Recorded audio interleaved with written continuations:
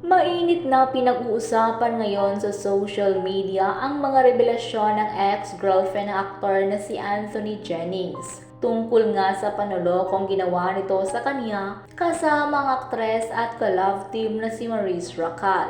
Ito nga rin ba ang tunay na rason sa hiwalayan din ni Maurice at Rico Blanco? Totoo nga ba talagang iniwan niya ang OPM singer para kay Anthony Jennings? Hindi na nga nakapagpigil pa si Jamela Villanueva, ex-girlfriend ng aktor na si Anthony, na isiwalat ang ginawang panloloko nito sa kanya. Kaya't samot-saring batikos ang natatanggap nila ngayon ng ka-love team na si Maurice Racal. Sa post ni Jamela, tinuro nga niyang si Maurice ang dahilan kung bakit sila naghiwalay ng long-time boyfriend ng halos 7 years. Ipinakita niya ang resibo ng panloloko ni Anthony at Maurice sa kanya. Mababasa ang tila paglalandian ng dalawa habang may kanya-kanya pa silang mga kasintahan. Todo umano ang suporta niya sa career ng kanyang boyfriend at ni Maurice. Pero hindi niya inakala na lolokohin siya ng mga ito. Makikita sa screenshot ang madalas na pag-uusap o pag-FaceTime ni Maurice at Anthony.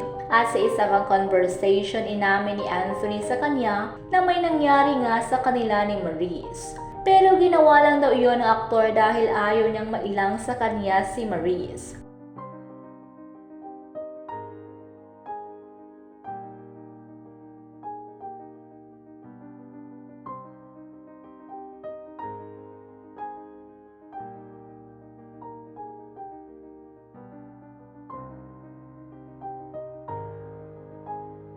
Pero pinatawad pa rin ni Jamela ang aktor. Ngunit muling nadurog ang puso niya na makita ang pictures ni Maurice at Anthony na magkahalikan. Ito ay mula sa Italy trip nila na magkasama. Kwento ni Jamela, tinulungan pa daw niyang mag-impake si Anthony ng bagahe nito papuntang Italy. At bago lumipad pa Italy, sinamahan pa umano siya ng boyfriend na magpa-MRI dahil 2 linggo na siyang may sakit. Lalo umano siyang naghinala nang i-post ni Maurice ang picture ng boyfriend niya bilang birthday post. Matapos umano maghiwalay ni Anthony at Maurice sa airport mula sa kanilang Italy trip, patuloy pa rin ang palitan ng mensahe ng dalawa kung saan labis agad nilang namimiss ang isa't isa. Pero mula Italy trip sa kanya pa rin daw umuwi si Anthony. Pero alam na niya ang mga panlolokong ginagawa sa kanya ng aktor at ka-love team nito. Kaya minsan siyang nag-post sa TikTok about cheating kung saan agad siya minessage ng boyfriend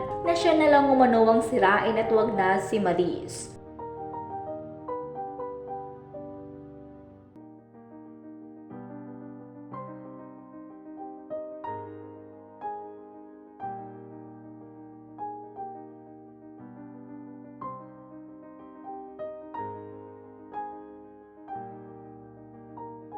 Ito ang mga mensahe na natanggap niya kay Anthony. Pero matapos ang halos 3 buwan umano ng paghihinala at harap-harapang panloloko sa kanya, ay nahanap na rin niya ang lakas ng loob na tuluyan ng iwan ng aktor.